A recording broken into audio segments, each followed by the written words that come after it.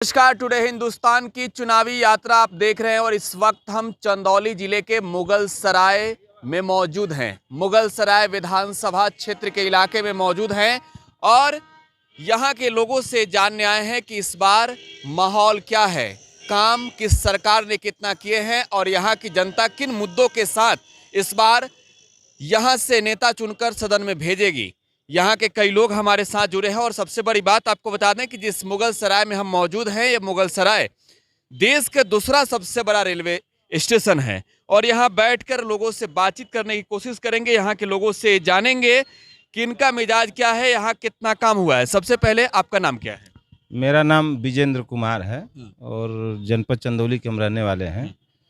और क्या जानना कार्य कितना हुआ है किस सरकार में और इस बार चुनाव है, मुद्दा क्या है, किन मुद्दों के साथ आप लोग अपने नेता को चुनकर सदन में भेजेंगे, चाहे वो किसी पार्टी के हों? देखिए, उत्तर प्रदेश ही नहीं पूरे देश में एक जो सबसे बड़ा मुद्दा है वो बेरोजगारी का मुद्दा है और दूसरा जो मुद्दा है लॉ एंड ऑर्डर का। तो ये दो मुद्दे हो गए, ठीक है।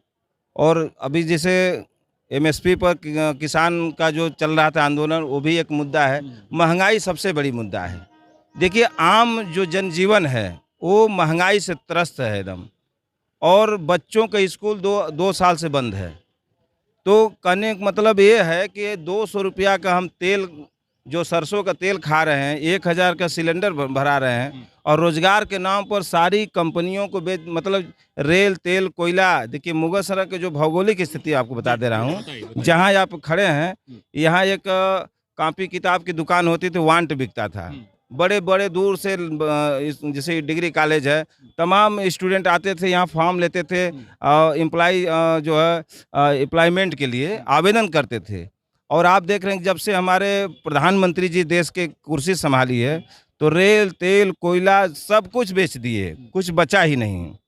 और जो बच्चे तैयारी कर रहे हैं स्कूलों में, हॉस्टल में, इलाहाबाद जा करके उनका पुलिस स्वागत कर रही है, हॉस्टल से निकाल कुल तस्वीरें निकल कर सामने आई थी। तो कहने का मतलब कि आप देखिए, एक तो रोजगार आप दे नहीं रहे हो और जो नौकरी मांग रहा है उसको लाठियों से पीट रहे हो, और सारी रेल और सारी सरकारी संस्थाएं आप बेच रहे हैं। तो रोजगार आखिर में किसको दे रहे हैं? रोजगार मनरेगा में आप देख ही रहे हैं क्या, माने रोजगार के नाम पर जीरो है। रह गई महंगाई, तो महंगाई अब जब आदमी कमाएगा ही नहीं तो अब समस्या है कि नहीं है। तो यहाँ सबसे बड़ा मुद्दा जो है बेरोजगारी है, महंगाई है और दूसरी लॉ एंड ऑर्डर है। यहाँ की, अगर मैं गलत नहीं हूँ, आते हैं आपके पास आते हैं। यहाँ से फिलहाल बीजेपी की साधना सिंह चुनाव जीती हैं पिछले बार के चुनाव में, और इस सीट पर, मुगल सराय सीट पर सपा का भी दबदबा रहा है, क्योंकि ये मुस्लिम और यादव बहुल इलाका है, अगर मैं गलत ना हूँ यहाँ के आंकड़ों के अनुसार तो। और यहाँ से बसपा भी एक बार चुनाव जीती है। इन तमाम चीजों पर गौर करें, यहाँ विकास किसके कार्यकाल में हुआ? विकास किसके? पेट का विकास खत्म हो। क्या नाम है सर? नाम छोड़िए, नाम बोले ठीक है, आप गड़बड़ कर देंगे, है ना? आप जहाँ पर खड़े हैं, ये पंडित दीनदयाल उपाध्याय की धरती है। इसी से भारतीय जनता पार्टी रोजी रोटी चला रही है, ठीक है सर? इसी से भारतीय जनता पार्टी पूरे देश में राज कर रही है। लेकिन आप दिलदयाल नगर की हालत देख लीजिए, इसी को देखा करके जो है मुगल सराय का नाम भी बदल दिया गया। देखिए सर, ठीक है, आप पैदल से आप पूरा घूम लीजिए, ठीक है? एक भी सड़क, अरे सर आगे हैं, ठीक है? स्थिति है आपको जो है किसी चीज की कोई ना, नाली सड़क आप देख लीजिए, गंदगी देख लीजिए खुद। आप स्टेशन पर खड़े हैं, लोग कहते हैं कि स्टेशन का नाम बदल के स्टेशन को सुंदर कर दिए। अरे सुंदर नहीं सर, 50 रुपए का टिकट कर दिए, 2 रुपए का टिकट के जगह 50 रुपए का टिकट कर दिए। बताइए, यहाँ पर मजार पर लोग जाते हैं, गरीब गुरबा आदमी, लैनचंद बाबा की मजार है, आज डर के मारे जाना बंद कर दिए। एक आतंक, मतलब अब एक सरकार ने नाम बदल दिया, योगी जी की सत्ता आते ही मुगल सराय का पंडित दीनदयाल उपाध्याय रख दिया गया। लेकिन ठीक है, हम लोग बातचीत करते हैं, लेकिन वर्तमान में जहां मौजूद हैं इसकी बात करते हैं। ये सर ठीक है, बेरोजगारी है, ठीक, और सारी समस्याएं हैं। हम लोग को सड़क देख लीजिए, कहीं अक्खा मुगल सराय आप घूम लो, एक भी सड़क अगर मात्र 500 मीटर सड़क भी अगर आपको ठीक मिल जाएगी, मैं यहीं का मूलतः पैदा हूँ, यहीं का रहने वाला हूँ, ठीक है। आप कहीं भी एक सड़क देख लीजिए पूरे उसमें नगर पालिका क्षेत्र में।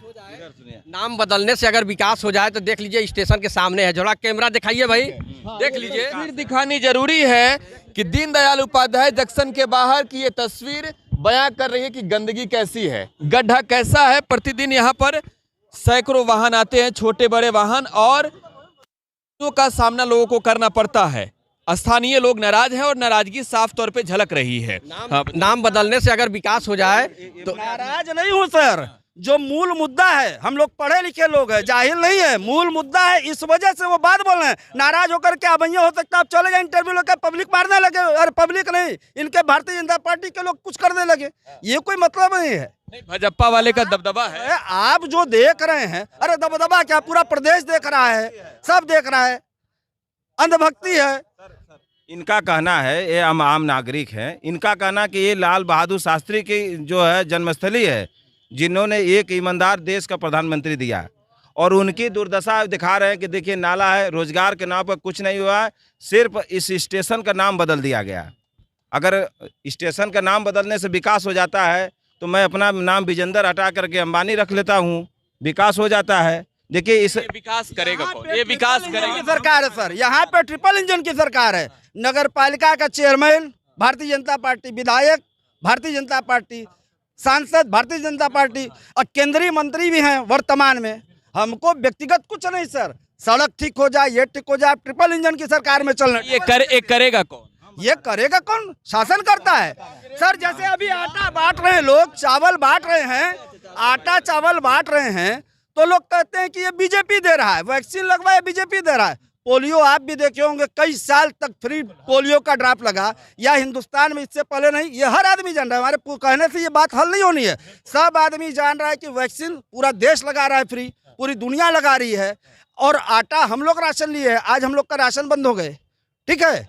अब आटा दे करके ये जैसे एहसान लाते हैं कि हमने ये दिया, ये दिया, ये दिया। अरे आप संविधान में लिखा हुआ है सर कि जो भी बंदा भूखा मरेगा, पहले ग्राम प्रधान निरस्त होता है, वार्ड सभासद जाता है, फिर सेक्रेटरी जाता है, फिर डीएम निरस्त होता है, तत्काल प्रभाव से भारत का संविधान में लिखा हुआ है। अब उसको एहसान करते हैं 4 किलो आटा दे करके कि मैंने ये दिया, मैं दे रहा हूँ, तुमको दे रहा हूँ। ये अत्याचार है, ये शोषण हो रहा है। नहीं, ये तमाम आपके सवाल हैं। मैं प्रचार करें, हमको नहीं इतना, मैं आपके मतला दो हमको, सवालों से आदरणीय देश के जो सर्वोच्च अधिकारी है उसकी जिम्मेदारी होता है सर्वोच्च नागरिक का। हमारे आदरणीय प्रधानमंत्री जी, ठीक है, मुख्यमंत्री जी, उन लोग का, हम लोगों को जीने का अधिकार है, उन लोग को, हम लोग को जीने के लिए रास्ते बनाने हैं। ठीक है, एक बड़ा सवाल है आपसे ये कि आखिरकार ये करेगा कौन? ये सवाल आपसे पूछना है, करेगा कौन? सरकार करेगी, और कौन करेगा? अब ये कौन? क्योंकि देखिए उत्तर प्रदेश में तमाम सरकारें रही है। रिलीफ देगा? एक सेकंड, उत्तर प्रदेश में तमाम सरकारें रही है और आपने सबों के कार्य देखे हैं, किसने क्या किया ये भी आपको अंदाजा है। उम्मीदें किससे है? सब सो कर रहा है सारे लोग। हम किसी सरकार के पक्ष की बात नहीं करते, लेकिन आप जो आटा दे करके हमारे ऊपर, आप आटा दे करके हमारे ऊपर एहसान लाद रहे हैं। निवेदन है कि ये काम छोड़ दें, ये आपकी जिम्मेदारी। आपको सरकार सबसे बढ़िया बहन जी की सरकार चली, रोजगार भी था और विकास भी था, और सारे प्रशासन भी जो है अपने उसमें रहते थे। यहाँ तो मनमाना हो गया है, न कहीं विकास है न रोजगार है, रोजगार मांगने पे लाठी खा रहे हैं। इलाहाबाद का नाम बदल के प्रयागराज कर दिए, हाँ, और उसके बाद लड़के जा रहे हैं तो वहाँ लाठी मार। इस बार अगर सत्ता में बहन जी आती हैं तो उम्मीदें क्या होगी? बहुत अच्छा होगा। अगर बहन जी आती हैं, आप लोग देखिएगा, सारे लोग खुशहाल रहेंगे, विकास भी होगा, रोजगार भी होगा। हाँ, नहीं, फिर आते हैं। हाँ, बताइए। हाँ, करिए। देखिए अभी जो प्रधान जी ने कहा एकदम सही बात कहा। हाँ, ये इब्रार प्रधान है। देखिए मैं उत्तर प्रदेश ही नहीं पूरे देश में अगर सुशासन कोई दे सकता है तो उसका एक नाम है बहन कुमारी मायावती जी। मैं उदाहरण के तौर पर बताऊंगा कि बहन जी की सरकार में पद सृजन करके लोगों को नौकरी दिया गया, रोजगार दिया गया। जैसे सफाई कर्मी की भर्ती हुई, टीचर की भर्ती हुई, लेखपाल की भर्ती हुई, तमाम ऐसे बैकलॉग के माध्यम से लोगों को रोजगार दिया गया। रह गई लाइन ऑर्डर की बात, तो आपने एक गांव मलोखर है, यहीं देख लीजिएगा, बगल में, यही जनपद में बात कर रहा हूँ, पूरे देश के बाद मलोखर में ऐसा रामसागर इंस्पेक्टर है, वहाँ ताजिया के लेकर के कुछ तथाकथित अफवाह फैलाई गई, कुछ लोगों का प्रयास किया गया कि माहौल बिगड़ जाए, लेकिन यहाँ सारी जनता गवाह है कि यहाँ बहन जी की सरकार थी, पत्ता नहीं हिला। नहीं अब तक दूसरे की सरकार होती ना तो मलोखर से लेकर माहौल बिगड़ा नहीं। जल गया होता जिला। और आपको बता दें बहन जी ऐसी शासक हैं कि इसी उत्तर प्रदेश में राम जन्मभूमि का फैसला आने वाला था बहन जी की सरकार में, 2007 की जब सरकार थी और पूरे देश में स्कूल कॉलेज बंद हो गए थे। बहन जी ने अधिकारियों को बुलाकर कहा कि उत्तर प्रदेश में कोई कानून को हाथ में नहीं लेगा और सभी स्कूल कॉलेज खुले रहेंगे, चाहे फैसला जिसके पक्ष में आएगा, कोई कानून को हाथ नहीं लगाएगा। आपने देखा होगा कानून व्यवस्था तगड़ी रही। तो बहन जी की सरकार रहेगी तो यहाँ लॉ एंड ऑर्डर रहेगा, सबको रोजगार मिलेगी, सबकी बहन बेटियां स्कूल जाएंगी, घर से बाहर निकलने में कोई हिचकिचाहट नहीं रहेगी। जो सबसे प्रमुख मुद्दे हैं बेरोजगारी और महंगाई। अगर मायावती चुनाव जीतकर जाती है तो उम्मीदें आपकी क्या होगी? बहन जी की जब सरकार बनेगी उत्तर प्रदेश में, देखिए जो बैकलॉग के तहत जो सभी सीटें हर विभागों में खाली हैं पहले उसको भरा जाएगा और युवाओं को, और जैसे बहन जी अपने भाषण में कह भी रही हैं, पुरानी पेंशन की बात हो, जो भी समस्याएं हैं सरकार बनते 10 दिन के अंदर उस पर काम शुरू हो जाएगा। अगर मैं गलत ना हूं तो आप बसपा में कहीं ना कहीं से आपकी दिलचस्पी आ जाता है, आप वहाँ के एक नेता भी हो सकते हैं। ठीक है, हाँ। तो एक चीज़ और है, आप उत्तर प्रदेश के एक नागरिक भी हैं, बुआ और भतीजे का एक साथ गठबंधन क्यों नहीं हो सके? मुद्दे सब कुछ समान है। देखिए ये तो राजनीति है और समय समय पर एक्सपेरिमेंट होता रहता है। मानवर कांसीराम जब जिंदा थे तो 96 या 97 में सपा बसपा गठबंधन हुआ था और पूरे प्रदेश में सीटें काफ़ी चल के आई थी और हमारी सरकार भी बनी थी। ठीक है, तो गठबंधन तो एक प्रयोग है, एक प्रयोग किया गया। इस बार क्यों फेल हो गया? विचारधारा बताए तो प्रयोग है ना। तो विचारधारा हमेशा, जैसे क्रिकेट आप देखते हैं ना, उसी राजनीति है, संभावनाएं हमेशा नहीं उस पर हमको धारा तो एक थी भाई, धारा उनकी भी एक थी, है कि नहीं? हमारे कहते हैं कि बहन बुआ भतीजा एक साथ में थे। हमारे कहने स्वामी प्रसाद मौर्य किसके साथ थे? ओम प्रकाश राजभर किसके साथ थे? क्यों विचारधारा बदल गई? मैं ये पूछना चाहता हूँ मैंने आपसे। जम्मू कश्मीर में महबूबा मुफ्ती मोहम्मद से जो थी, महबूबा मुफ्ती सीएम बनाए, उसी तरह से भाजपा का जो विचार वहाँ पर जो डैमेज हो गया उसी तरह से यहाँ भी हो गया, आप पर भी लागू होता है। वही बात मैं इनसे कर रहा हूँ, मैं इसी बात कर रहा हूँ। तो ये सुनिए भाई साहब, आप मीडिया हैं, बिहार या जो भी क्यों हैं, आप पर्सनल एक पार्टी के बारे में क्रिटिसाइड मत कराइए हम लोग से। सुन लीजिए, आप बोल रहे हैं कि बुआ और भतीजी से, आप बोले बोला क्वेश्चन बुआ भतीजा, ये क्वेश्चन नहीं किए। क्या बताए कि ओम प्रकाश राजभर, स्वामी प्रसाद मौर्य और लोग जो निकल के गए थे उनकी नहीं, ये बात पूछे नहीं इनसे, आपने इनसे नहीं सुनिए। मैं कांग्रेसी हूँ, मेरा नाम है सियाराम तिवारी। मैं सुन लीजिए, मैं कांग्रेसी हूँ, सियाराम तिवारी हूँ। एक बात मैं पूछता हूँ, हमारे देश का सर्वोच्च पद पर कौन बैठा है? प्रधानमंत्री जी। लोकसभा में जो वक्तव्य होता है पूरा देश देखता है कि नहीं? क्या लोकसभा में एक उच्च पद पर मैं बैठाया हूँ, आप मुझको गाली देंगे? आप मुझको गाली दे सकते हैं? नहीं सुन लीजिए, नहीं जी, आप एक चीफ मिनिस्टर हैं, कहते कि मैं आपकी गर्मी शांत कर दूंगा। क्या भाई, हमारे अंदर कौन गर्मी है भाई कि शांत कर देंगे? और वो भी कहते हैं कि 10 मार्च के बाद आपको जो कि यहाँ पर शिमला बना देंगे, है कि नहीं? ठीक है भाई, वही मतलब शिमला का मतलब ठंडा है कि नहीं? ये बतलाइए कि मैं आपको चुन के भेज दिया, उच्च कुर्सी पर बैठ गए, मैंने भेज दिया तो मैंने गुनाह कर दिया। अगर मैंने अपने हक के लिए जा रहा हूँ तो सीधे जो कि 3 फीता वालों के लगा करके हमको सीधे शूट करा दो कि अपनी डिमांड हम आपसे न मांगे। इसीलिए जनता भेजी आपको। भाजपा के राज में लोग डरे हुए महसूस कर, उनकी डर गई कि पूरे जनता चाह रही है परिवर्तन के लिए, डरने के लिए। अभी तो मैं बोल रहा, मैं डरी के बोल रहा हूँ, मैं डर के। देखिए, अगर मैं यहाँ जाता हूँ, अगर मैं सुनिए, मैं अभी यहाँ से जाता हूँ, अभी कोई भी आदमी रहेगा मेरे पर आशुका लग जाएगा कि ये कांग्रेसी है, इसको उठा के बंद करो, तुरंत लगेगा, और आप छोड़ाएंगे नहीं मुझको। जातिवाद की मानसिकता यहाँ पर उन लोगों की छिड़ी है या फिर पार्टीवाद? जातिवाद की जो मानसिकता कर रहे, सुनिए, जातिवाद है या पार्टी? नहीं सुन लीजिए, मैंने आप आइए एक बात सुनिए, जातिवाद की बात करें, जातिवाद की जो संभावना करें 19 सुनिए हम जवाब देते हैं। न सुनिए 1989 से जातिवाद की धारणा आई है, जब बीपी सिंह ने आए हैं तब से, समझा ना।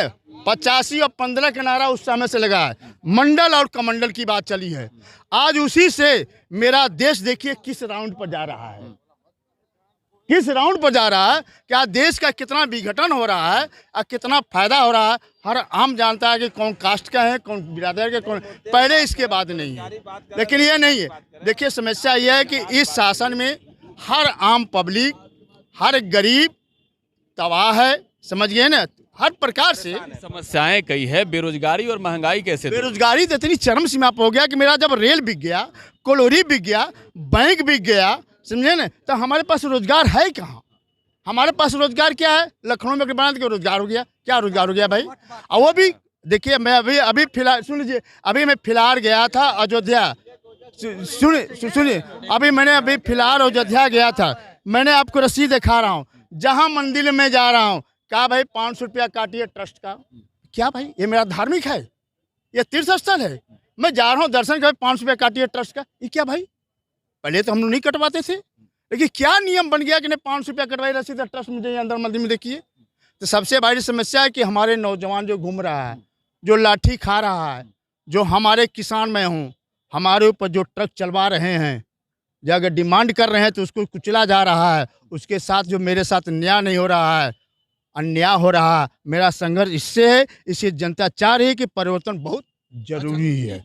एक बड़ा सवाल है, एक बड़ा सवाल है, राज्य में बीजेपी की सरकार में जो कहते हैं बड़े बदलाव की बात वो करते हैं, बड़े बड़े वादे की बात करते हैं और कहते हैं कि हमने अयोध्या किया, हमने काशी किया, मथुरा बाकी है, इससे राज्य का विकास होगा। कुछ नहीं किए, इससे राज्य का सुनिए, विकास होगा। अयोध्या की बात है, सुप्रीम कोर्ट के आदेशानुसार वो अपने से रह लेते हैं कि मैंने करा दिया। सुन लीजिए, है कि नहीं, ये कर लिए, उन्हें कर लिए, समझ गए ना। लेकिन ये बात सुन लीजिए, उन्होंने किए तो विकास जो हमारा काशी किए हैं, वहां पर कुछ न तो हजारों शिवलिंग, हजारों के ऊपर शिवलिंग, जाके देखिए बीएचयू में कहाँ जाकर रखा हुआ है।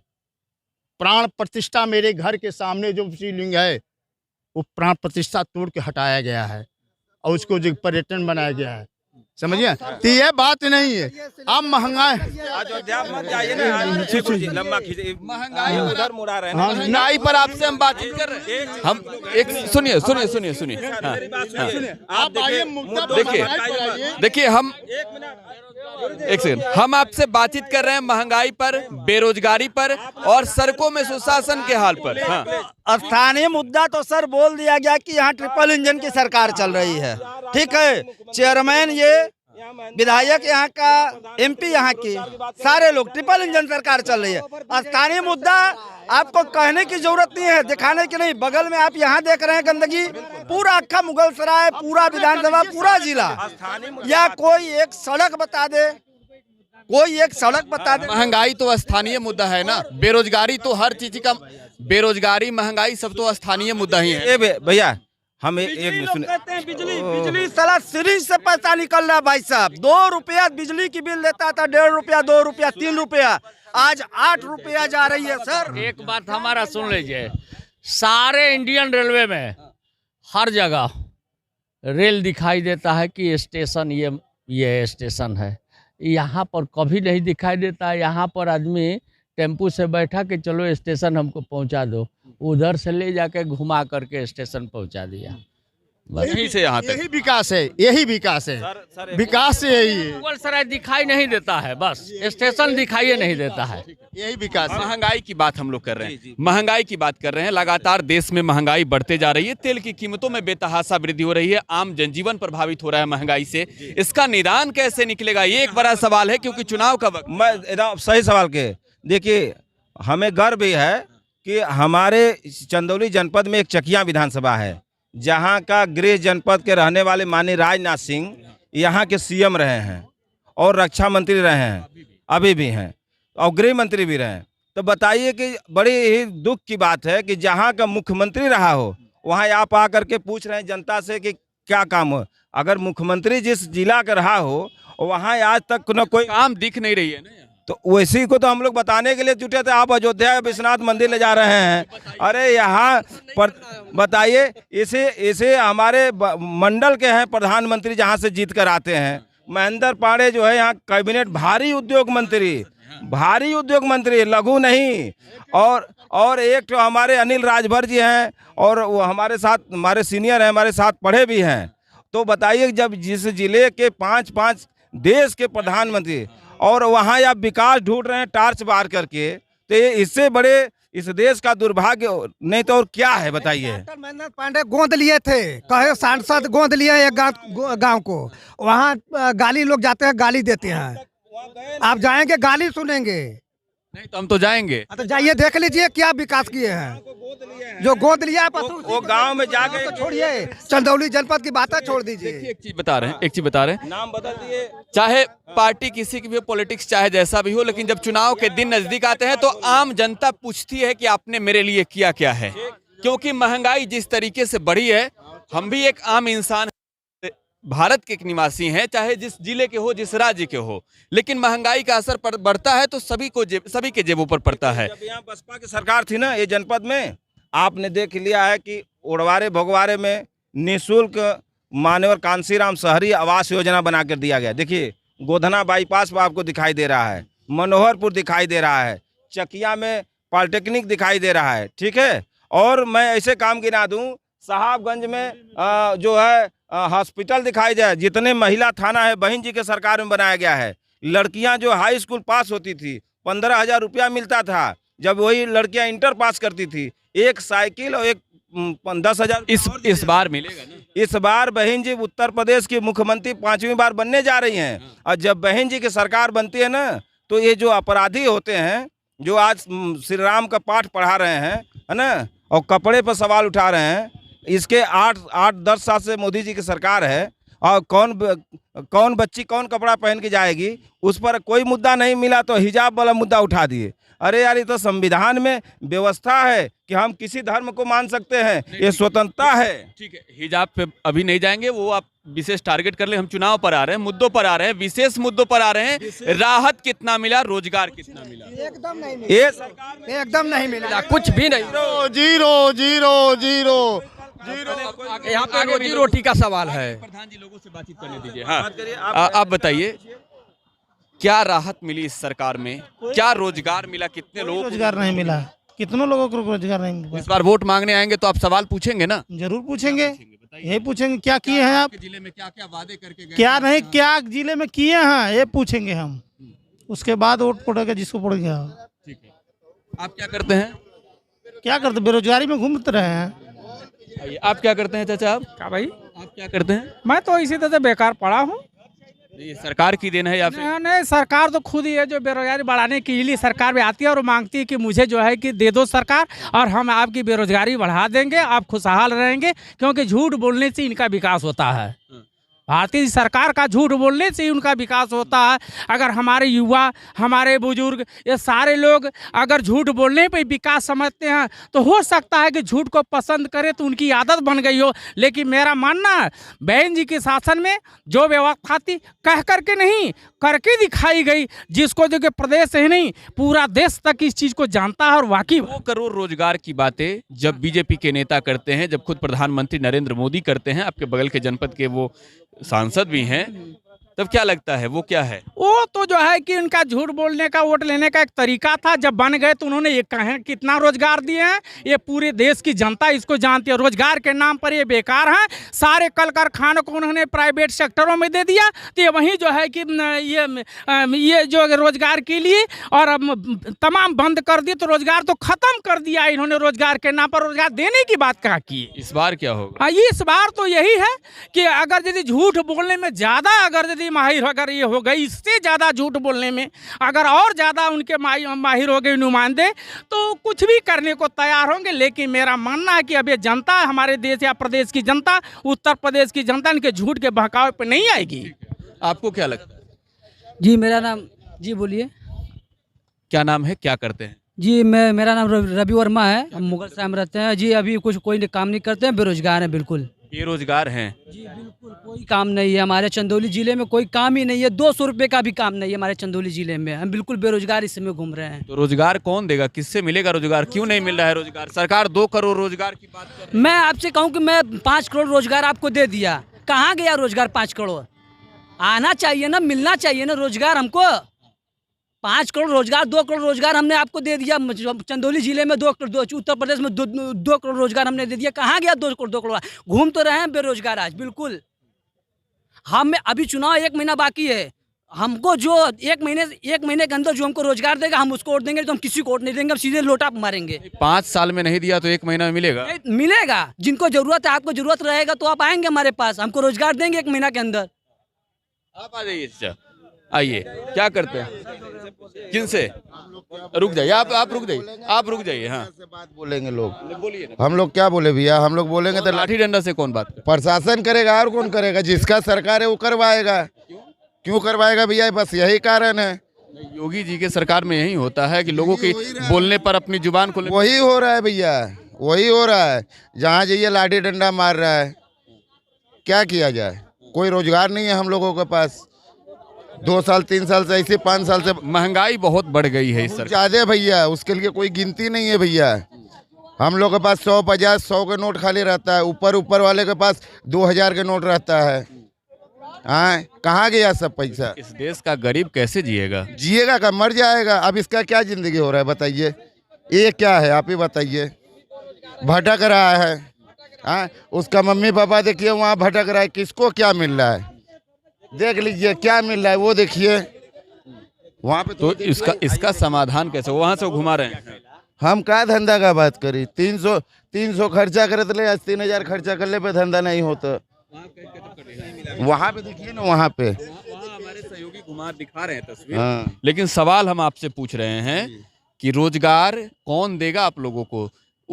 चुनाव के जब वक्त आते हैं तब नेता आपके नजदीक आते हैं। ऐसे तो 5 साल में मिले या ना मिले, लेकिन चुनाव के दौरान जरूर मिल जाए। दलालगिरी करते हैं लोग खाली, बिना दलालगिरी का कोई काम थोड़ा नहीं होगा।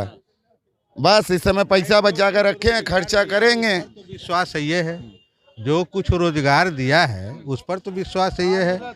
जैसे कि बीएसपी की सरकार रही, 1,58,000 को राज्य कर्मचारी का दर्जा देकर सफाई कर्मी की भर्ती कराई, वो तो दिखाई दे रहा है। पेंशन योजना लाने की भी बात बहन जी कर रही है।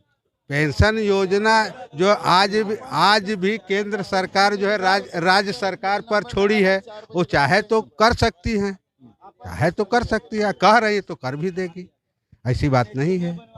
और रह गई बात कि जब सबका साथ सबका विकास की बात बीजेपी कर रही है, तो सबका साथ ये है, सबका विकास ये है, सबका विश्वास ये है। तो इतना बड़ा बड़ा होल्डिंग ये सब लगाकर क्या प्रचार कर रही है? कही रही कि सबका साथ सबका विकास सबका विश्वास, ये है ना नारा। तो फिर चुनाव लड़ने या होल्डिंग लगाने की या चुनाव में दौड़ने की क्या जरूरत है? ठीक है। आप क्या करते हैं? जी मैं व्यापारी हूँ। व्यापारी हैं। महंगाई बढ़ी है, व्यापार पर कितना बड़ा असर पड़ा है? व्यापार पे तो बहुत बड़ा असर पड़ा है। पहले भी आज भी व्यापारियों के लिए कुछ छैया नहीं है। अब छोटी छोटी दुकानों पे भी जीएसटी वगैरह लागू कर दिया। नाई की दुकान पे और पता नहीं कितनी कितनी दुकानों पे पेपर में देखा था। तो क्या क्या व्यापारियों के लिए तो एकदम बुरी दशा है। 3 साल में समझ लीजिए कितने कर्जे में डूब गया है व्यापारी, ये सोच नहीं सकते। लॉकडाउन में भी व्यवसाय प्रभावित हुआ और अब सरकार ने जिस तरीके से महंगाई बढ़ाई, क्या असर पड़ रहा? महंगाई बढ़ती गई और व्यापार घटता गया, ये सोच लीजिए। कर्जे की स्थिति आ गई है, कर्जे में सब व्यापारी डूबे हुए हैं। आने वाली 5 साल की जो सरकारें हैं, जो दावे वादे फिर से हो रहे हैं, वो लोग क्या वादा कर रहे हैं व्यवसायियों के साथ? व्यवसायियों के पास तो अभी कोई वादा नहीं किया, लेकिन ये है कि अगर सही तरीके से रूटीन में चलने लगे तो सब कुछ नॉर्मल हो जाएगा। लेकिन दूसरी सरकार आएगी तब। इनको तो खाली लूटने खसोटने से फुर्सत नहीं है। व्यवसायियों की सुरक्षा में सरकार है, इसको लूटने खसोटने से मतलब नहीं है। उसको मौका ही नहीं मिल रहा कि पब्लिक के विषय में सोचे, आम जनता के लिए सोचे। इस सरकार को फुर्सत नहीं है कि आम जनता के लिए सोचे। चाहे व्यापारी हो, चाहे मजदूर हो, चाहे किसान हो, चाहे विद्यार्थी हो, चाहे बेरोजगार हो, उनके किसी भी तरह से। मेरी दुकान यहाँ पे है, 3 साल के अंदर एकदम धाराशायी हो गया व्यापार, एकदम धाराशायी। पहले 3-3 4-4 लड़के 50 रुपए ले लिए, 50 रुपए टोटो वाले। ये लड़के जो है राजघाट से आए थे रेलवे 50 रुपए लिए, 50 रुपया राजघाट से आए थे, 50 रुपए ले लिए, जो कि हम लोग यहाँ के रहने वाले हैं जी। तो ये स्थिति है, बहुत बुरा हाल है, अब परिवर्तन जरूरी है। हम लोग को पकौड़ा छानने के लिए बोल रहे हैं, बताइए सारे लोग पकौड़े छानेगा तो खरीदेगा कौन? पैसा रहना चाहिए ना। क्या गुड्डू भाई पूछिए, भैया से पूछिए। तेल और बेसन भी इतना महंगा महंगाई बढ़ रही है, घर पर जब जाते होंगे मार्केटिंग करके, क्या असर पड़ता है और पिछले सरकारों में क्या असर पड़ता था? मेन असर आपको भैया 10 तारीख को दिखाई देगा पूरे उत्तर प्रदेश का। 32 सीट पर हम बता रहे हैं, सुन लीजिए भैया हमारे माननीय मुख्यमंत्री जी ने कहा था कि जब हमारी सरकार आएगी तो देश की गरीबी खत्म हो जाएगी। आज गरीब खत्म होने की पोजीशन पे चले गए हैं। एक गल्ला मंडी में लेबराई करने वाला आदमी 350 रुपये कमाता है ना, 70 रुपये का कड़ू का तेल आज 210 रुपये लीटर है, 60 रुपये का रिफाइन 180 रुपये लीटर है, प्याज 50 रुपये, लहसुन 100 रुपया है, और दाल जो है कि 70-80 से हो गया 120-30 रुपया। महंगाई तो सिर्फ गरीबों के लिए है भैया। ये इतना बुरा महंगाई है कि 350 में 1 रुपया नहीं लेबर का बचता है, रोते हुए घर जाते हैं। और घर में अगर कोई बीमार हो गया तो दवा के लिए पैसा नहीं, लोग तड़प के मर जाते हैं। महंगाई तो इतना हो गई कि मोदी इस देश को पता नहीं कहाँ पहुँचाएंगे। हिंदू मुस्लिम के नाम पे हम लोग को पता नहीं है, लेकिन इस बार यूपी की जनता जान चुकी है कि इतना भ्रष्ट सरकार को बदलना है। वादा करके आए थे कि 2 करोड़ लोगों को रोजगार देंगे भैया। रोजगार के नाम पे इन्होंने देश का, ये बताइए, मोदी जी बोले थे कि मेरी सरकार देश में लगभग 60% अवैध कंपनी को बंद कर दी। आप बताइए, किसी कोई कंपनी का ट्रांजैक्शन अवैध होता है, उसका इनकम टैक्स चोरी अवैध होता है, कंपनी नहीं बंद करना चाहिए। इन्होंने बोला कि तुम बीटेक करके पकौड़ा छानो। ये बताइए कि यहाँ पे जो भी आप भी किसी घर के लड़के हैं ना, बीटेक करने में कितना पैसा लगता है? कम से कम 4 साल में एक लड़के का 6 लाख से 8 लाख लगता है। जो रेलवे कर्मचारी 50 महीना वेतन पाता है, पूरी कमाई का 2 लड़कों को बीटेक कराता है, एक लड़की को बीटीसी करा देता है, उसके पास बचेगा क्या? रिटायर होने के बाद लड़की का शादी करना है। चलिए, मैं देखा था मुगलसराय में 60% ऐसे कर्मचारी हैं कि जो रिटायर होने के बाद घर ढलवा दिए, लेकिन आज तक पलस्तरा नहीं और बुढ़िया के पर्दा पे अपने घर का गुजारा कर रहा करके। और लड़का पकौड़ा छानेगा। जब पकौड़ा छानना था तो बीटेक क्यों किए हम? उससे बड़े अनपढ़ होते, टायर का पंचर बनाते, पकौड़ा छानते हम। और पकौड़ा खाएगा कौन जब पैसे नहीं रहेगा भैया? तो 350 में घर राशन लेके जाएंगे कि पकौड़ा छान के खाएंगे हम? 2 साल से स्कूल बंद। ये रोजगार के नाम पर, महंगाई के नाम, बेरोजगारी जिस तरीके से दूर करने के नाम पर महंगाई जिस तरीके से बढ़ रही है, राज्य नहीं देश में पूरे हर जगहों पर महंगाई बढ़ रही है। इसका असर देश के 5 राज्यों में चुनाव है, उत्तर प्रदेश पड़ने वाला है साफ साफ। पहले चरण में हमारे घर में कम से कम 50 तो सिपाही दरोगा हैं, सबकी ड्यूटी लगभग लगी है पश्चिम में। इनका सुपाड़ा साफ हो गया। 58 में 55 समाजवादी पार्टी जीत रही है। और ये छोड़िए, दलित आज समाजवादी पार्टी को इतना वोट दे रहे हैं कि अखिलेश यादव कितने दलितों को यहाँ विधायक का टिकट दे दिए कि नहीं, दलित हमारे साथ जुड़ रहे हैं। क्योंकि दिन प्रतिदिन बहन जी का वो डाउन होता जा रहा है, उनको कहीं ना कहीं स्थान चाहिए। भाजपा में दलित कमजोर, अब पिछड़ों का कोई अस्तित्व है, बचा नहीं है, तो उनको एक ठिकाना चाहिए। जो महंगाई दूर होगी, बेरोजगारी, महंगाई तो भैया इतना हो गया, महंगाई तो भैया इतना हो गई है ना कि महंगाई खाने पीने के लिए लोग मर रहे हैं। सुनिए, गुजरात में 10,000 लोग कमाते हैं, गुजरात में 10,000 लोग कमाते हैं, 1 रुपया उनको नहीं बच रहा है। समझ रहे ना? गुजरात में भैया 1 मिनट, गुजरात में लोग 10 रुपया कमा रहे हैं, 1 रुपया लोगों को बच नहीं रहा भैया। आज लोग खाने पीने के लिए मर रहे हैं। महंगाई क्या ऐसा सामान है? पेट्रोल भैया सुनिए, आज़ादी के समय पेट्रोल का, कांग्रेस के समय पेट्रोल था 30 रुपये लीटर, आज पेट्रोल है 100 रुपये लीटर। अभी 6 साल पहले तक पेट्रोल डीजल था 60 रुपये लीटर। हम लोग ट्रांसपोर्टर है, ट्रांसपोर्ट का काम करते हैं, मालूम है? आज हम लोग ट्रक, ये भैया भी ट्रक मालिक है, 10-12 गाड़ी के ट्रक हम लोग ले कंपनी में वापस कर रहे हैं भैया। भाड़ा नहीं है देश के अंदर, कहाँ से हम लोग कमाएंगे? और स्मृति ईरानी चूड़ियाँ भेजती थी महंगाई डाइन के नाम, महंगाई डाइन नाम पड़ा हुआ था। जब 30 रुपया था तो महंगाई डाइन थी, अब महंगाई इनकी मौसी हो गई है। अब कहीं महंगाई दिखाई नहीं देती। देखिए, या तो महंगाई बात कर लीजिए, इस बार वोट से सब कुछ बदलेगा। इस बार परिवर्तन होने जा रहा है। इस बार आप बताइए, दूसरे मुकदमा हो रहा है। इनके प्रधानमंत्री जी 1 दिन पहले वोट पहले के पहले बातें सुना। आप बताइए। मेरा नाम है प्रदीप केसरी, हम ऑटो ड्राइवर हैं। ऑटो चलाते हैं? जी। कितना कमा लेते हैं और महंगाई जिस तरीके से बढ़ी है, उस कितना असर पड़ता है? केंद्र में तो माननीय प्रधानमंत्री जी हैं, उत्तर प्रदेश में योगी जी हैं, लेकिन इनके आने से हम बहुत दुखी हैं दोनों। किस बात का? दुख इस बात का कि इतनी महंगाई किसी सरकार ने हमने कभी नहीं देखा। मेरा उम्र है 37, 37 एज है। इतनी महंगाई किसी सरकार ने नहीं देखा। ये प्रधानमंत्री जी मोदी जी आए जब से महंगाई बहुत सीमा पार है। ये विजय माल्या की तरह भाग जाएंगे लंदन। मोदी जी भाग जाएंगे, योगी जी? मोदी जी। ठीक है, इस बार चुनाव है, चुनाव है, क्या होगा? चुनाव है इस बार जा रही है जनता, सब जान गया है कि आपको लिया नहीं तिवारी जी? क्या ऐसा है भाई साहब कि चूंकि इस समय जनता की जो मूड है, जनता का जो स्थिति देख रहे हैं हम, टोटल परिवर्तन की है। इसलिए कि आज हम देख रहे हैं कि हमारे देश में कोई सरकारी नाव का, वस्तु का कोई चीज़ नहीं है। पहला तो भारतीय रेल था मेरा, अब हो गया फलाने रेल, प्राइवेट रेल पर हम लोग बात कर चुके हैं। नहीं, आप महंगाई पर बात कीजिए। महंगाई कैसे समाधान होगा? आपकी सरकार अगर आती है तो क्या होगा? ये सुन लीजिए, इसके पूर्वत जो सरकारें थी, इसके पूर्व जो सरकारें थी, उसकी महंगाई की तुलना से, इस सरकार की महंगाई की तुलना से आप पकड़ा लगा लीजिए कि कौन सरकार ठीक थी या कौन सरकार खराब है। ठीक, मेरे कहने का मतलब ये है।